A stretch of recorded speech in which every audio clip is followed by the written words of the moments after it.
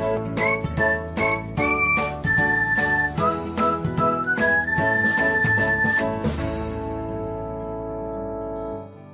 everyone, welcome back to another episode of Technologyglance.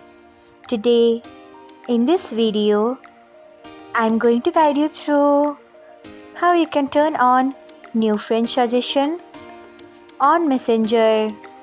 So, let's get started. Firstly, open Messenger app in your device. Then tap on three lines icon. Next, tap on settings.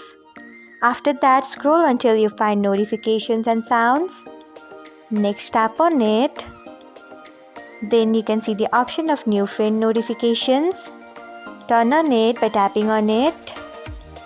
So, this is how you can turn on new friend notifications on Messenger. Thanks for watching. If you found this guide helpful, we would love it if you hit the thumbs up button below. We upload great new tech tutorials like this one every day, so do not forget to subscribe to our channel and hit the bell icon so that you'll never miss another update.